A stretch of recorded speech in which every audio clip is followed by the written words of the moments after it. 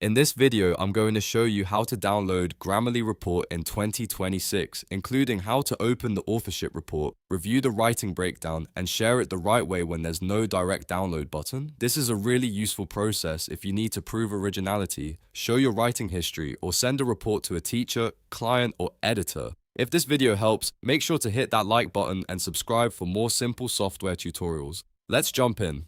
First, open a fresh document in Grammarly Editor, Google Docs, or Microsoft Word. Authorship tracking works best when Grammarly can monitor the writing process from the beginning, so starting with a new or clean document is important. Once your document is open, look for the fingerprint icon. You'll usually find it in the Grammarly sidebar or sometimes near the bottom left corner, depending on the app or browser version. Turn that fingerprint tracking on so Grammarly can start recording how your text is created. If a prompt appears asking for clipboard access, go ahead and allow it.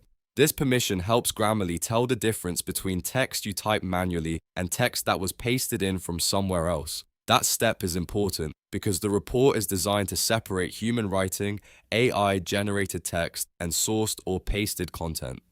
Now that tracking is enabled, write some content in the document. Grammarly needs writing activity to build the report, so you may need to type a little before the full authorship analysis becomes available. After that, go to the right side panel and click the authorship agent. This opens the section that tracks your document's writing history. Inside the panel, look for the option that says Open Full Report or See Report. Click that button and Grammarly will open a new tab with the full authorship report.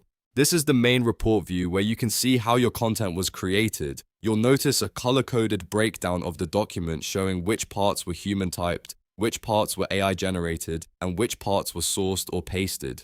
Take a moment to review the results carefully. This is where the report becomes really helpful because it gives you a clear visual breakdown of the writing process. If you need proof that you created the work yourself, the report can show that. If you used AI assistance or pasted in text from another source, it can show that too. That makes it especially useful for school, freelance work, content review, and editorial checks. Next, if you want to verify the writing process even further, look for the authoring playback or replay button, usually located at the bottom right of the report screen. Click it, and Grammarly will play back a time lapse of how the document was written. This is one of the most powerful parts of the report because it shows the writing progression over time, helping confirm that the content was developed step by step. Now here's something very important. In this version of Grammarly, there is no direct download PDF button for the authorship report. So if you were trying to download it like a normal file, you might not see that option. Instead, Grammarly uses a sharing system.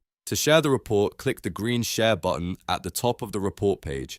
Then toggle sharing to on so the report becomes visible to anyone with the link. After that, copy the secure unique URL and send it to whoever needs to view it. That could be your instructor, your client, your manager, or your editor. This method works as the practical way to download or distribute your Grammarly report in 2026, since the report is meant to be shared through a link rather than exported as a PDF. So if your goal is to provide proof or let someone review your document's authorship, this is the correct workflow to use. And that's it. You now know how to open Grammarly's authorship report, check the writing analytics, use the replay feature, and share the report link when there's no direct download option. If this tutorial helped you, please like the video, subscribe to the channel, and turn on notifications so you don't miss the next software guide. Thanks for watching, and I'll see you in the next one.